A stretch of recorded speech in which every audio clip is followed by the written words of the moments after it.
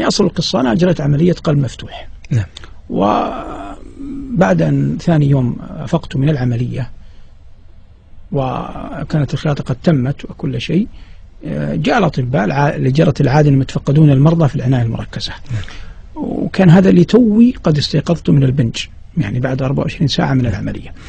الممرض المسؤول عني لاحظ قضية شيء في الدم، فأخبر به الطبيب الذي ينيب، فالطبيب استدعى طبيبا آخر، والطبيب الآخر استدعى طبيبا ثالثا، حتى اجتمع قرابة 14 شخصا من الأطباء والمسؤولين عن قضية المرضى، بما فيهم حتى إنهم وحلوا يعني أسقط في أيديهم ماذا يفعلوا كل ذلك وأنا لا أدري.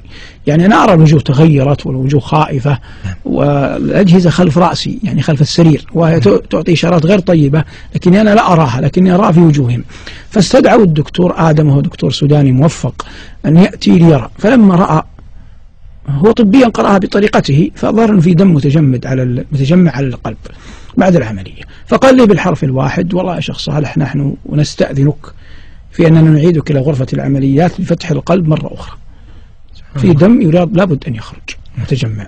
طبعا هذا الأمر يعني نزل عليك الصاعقة، لكن وقتها هداني الله. أنا أقول طبعا أنا قلت يعني أتكلم بوضوح في المرة الأولى كان لدي أمل أن العملية تنجو، لكن الآن بدأت يعني يدخلني خوف، فقلت خليني أقطعها بالشهادة: أشهد أن لا إله إلا الله وأشهد أن محمد رسول الله، وأشرت برأسي أني موافق يعني. فهو أوكل إليهم فك الأجهزة الموجودة، فأخذ أنا مركزة تمهيدا لنزولي، ولبس الكمام ونزل يسبقوني غرفة العمليات. في هذه اللحظة كانت هناك ممرضة لبنانية واقفة على الشمال من عندي، هداها الله، قالت لي: ما تعرف صالح مع شيخ مشيخ، لا تعرفها.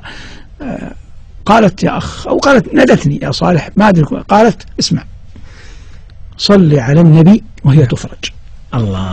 فقلت أنا جبلة كأي إنسان انطقها الله: اللهم صل على محمد وآل محمد، هكذا بالضبط.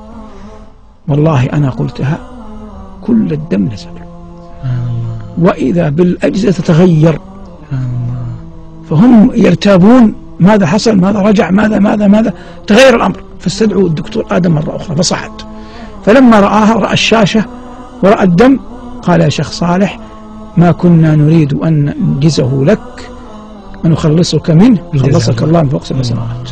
طبعا نحن الآن ليس قضية صالح، قضية هذه المرأة التي وفقها الله لأنت. وهذا مصداق لقول النبي صلى الله عليه وسلم لأبي لما قال: أجعل لك صلاتي كلها، قال: إذن تكفى همك. يعني كفانا الله همها بالصلاة على النبي صلى الله عليه وسلم. لكن كما قلت هي ليس لها علاقة بشخصي، هي علاقة بالتوفيق. كل من يسمعنا ويشاهدنا إلى الإكثار توفيق المرأة، حتى لا يساء الظن بالمسلمات. يعني الذي يرى هيئتها ولباسها لا يظن أنها تعرف الله طرفة عين، ومع ذلك أنا الذي موسوم بأني إمام خطيب قباء لم يأتي على بالي أن أقول هذه الكلمة، لكنها هي نصحتني، قالت: افهم، اسمع، بكل رقة وبكل تعاطف، يعني كأنه وضعي أحزنها كوني أعادل العملية وأنا فرح أني قد خرجت منها. فقالت: صلي على النبي وربك بفرجها، بلغتها بلهجتها، طبعا أنا لا أحسن لهجتها. فقالت: وربك بفرجها، فرجها الله جل وعلا. الحمد لله على فضله.